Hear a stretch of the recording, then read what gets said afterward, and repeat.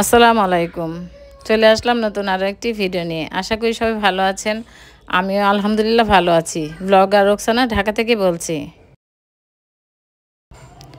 আজকের ভিডিওটা শুরু করছি আমার নাস্তা খাওয়া থেকে। তো আজকে নাস্তা বানাতে পারি নাই, কারেন্ট ছিল না। 2টা রুটি ছিল, আপনাদের ভাইয়াকে ভেজে দিলাম। আর আমি একটা টোস্ট বিস্কিট খেয়েছি। রহন ভাইকে বলেছিলাম যে আপনি পরোটা বা রুটি কিনে নিয়ে এসে নাস্তা করেন। পর রহন ভাই পরোটা নিয়ে এসেছে, আমাকে আবার পরোটা দিল। আমি খেতে চাই নাই, জোর করে অর্ধেকটা পরোটা নিলাম আর কি। ওইটাই চা দিয়ে খেয়ে নিলাম। রুমে এসে বিছনাটা চেঞ্জ করে নিলাম, দেখতেই পেলেন চাদরটা চেঞ্জ করলাম। অনেক দিন হইল চাদর চেঞ্জ করা হয়নি। বড় ছেলে চলে যাবার সময় চাদর কিনেছিলাম, এই চাদরটা আরেকবার কিন্তু বিছিয়েছিলাম। তো আজকে নিয়ে 2 দিন হলো। তো হালকার মধ্যে ফুল ফুল আমার কাছে ভালো লেগেছে। আপনাদের কাছে কেমন লেগেছে আমার চাদরটা অবশ্যই কমেন্ট করে জানাবেন। আর এটা হোম টেক্সটাইলের চাদর। আজকে আমি রান্নাঘরটা ডিপ ক্লিন করব।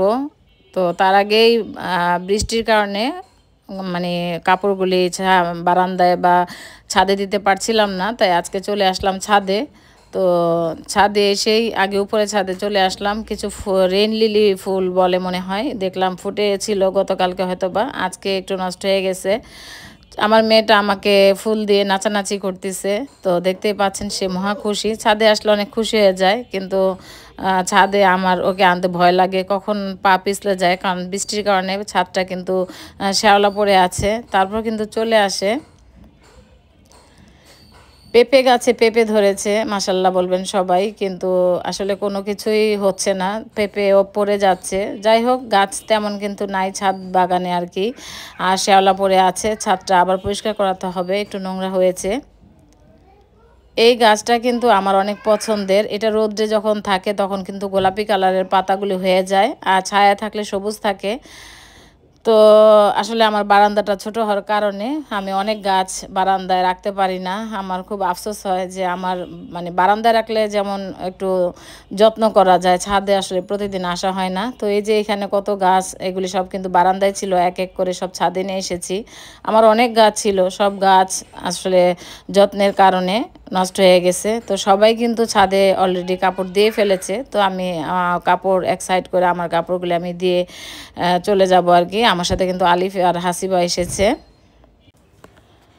রান্নাঘরের জাস্ট ফ্যানটা ক্লিন করা হয় না, তো অনেক দিন ধরে ভাবছি ক্লিন করব। তো আজকে চলে আসলাম, যেহেতু কারেন্ট নাই, কাজগুলি করে ফেলি।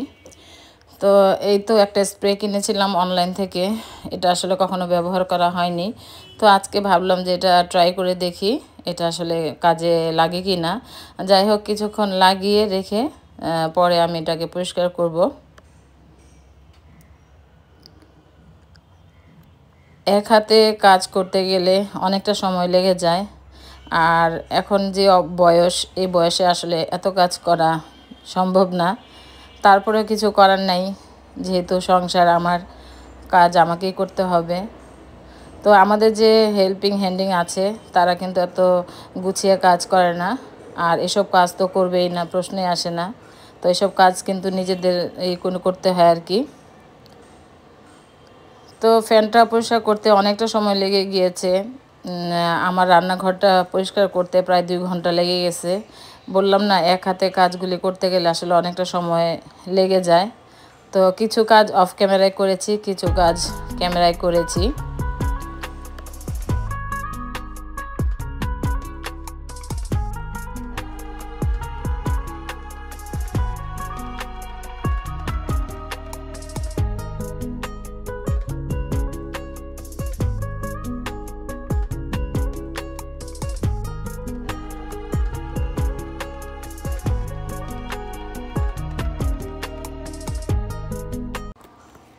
স্প্রেটা ভালোই কাজ দিল আর কি। একবার কিন্তু লাগিয়েছে, লাগিয়ে 5 মিনিট বা 3-4 মিনিট পর কিন্তু আমি ক্লিন করলাম, দেখেন একদম পরিষ্কার হয়ে গেছে।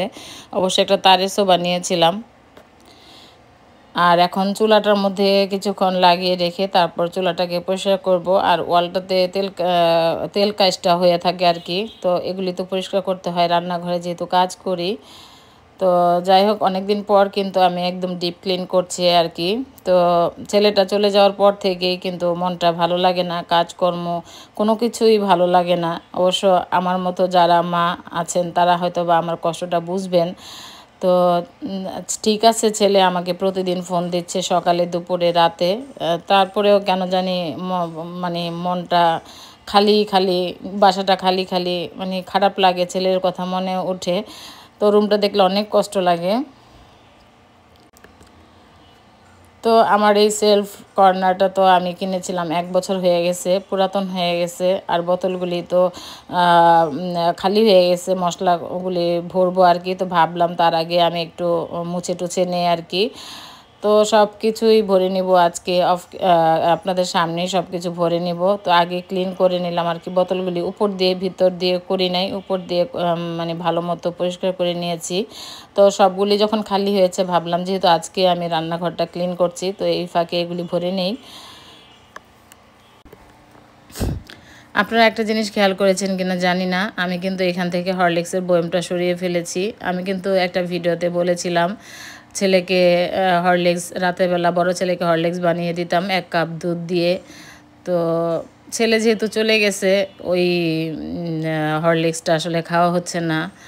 আর ওইখানে রাখলে চোখের সামনে দেখলে আরও বেশি কষ্ট লাগবে, তাই হরলিক্সের বয়ামটা আমি আমার চোখের আড়াল করে ফেলেছি।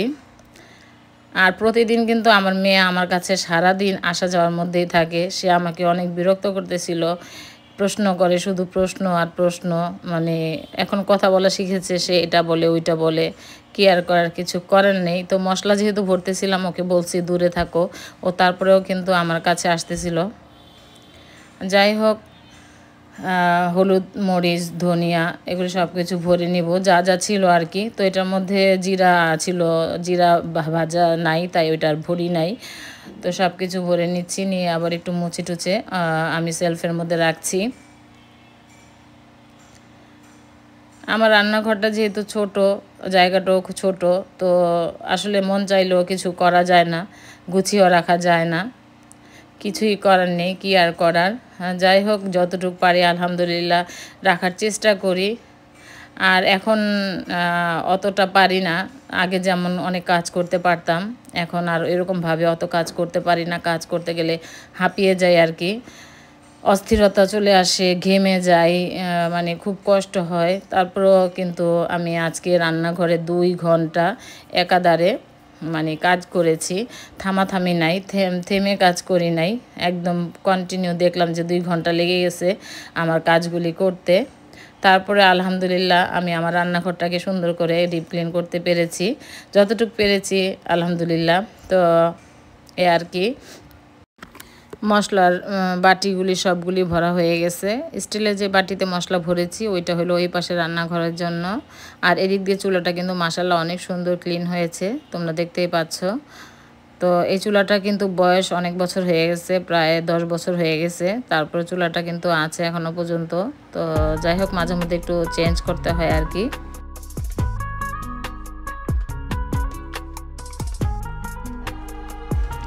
আর আমার ছেলের কথা বলতেছিলাম যে ছেলে কিন্তু প্রতিদিনই ফোন দিচ্ছে। তো ওর রুমটার দিকে তাকালে মনে হয় যে আছে বুঝি, ছেলে রুমের মধ্যে আছে।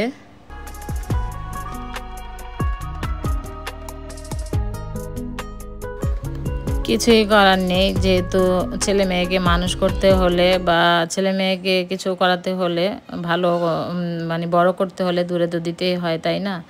তো যাই হোক, রান্নাঘরটা তোমাদের কাছে কেমন লাগতেছে অবশ্যই কিন্তু কমেন্ট করে জানাবা। অনেক দূর থেকে একটু দেখিয়ে দিলাম আর কি।